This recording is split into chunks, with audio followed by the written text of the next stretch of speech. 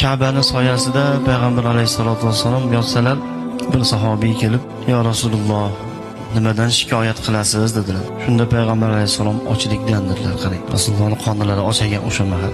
Shunda haligi sahobiy yig'lab, "Sizni qoningiz ossa-yu, men shundoq yurarmidim" deb orqalariga sekin qaytib bir xurmozorga borib, ana shu xurmozorning egasi bilan bir bitim qildiki, "Ke mana shu xurmoyini sug'orib beraman, har bir paqiriga bir donadan xurmo berasan."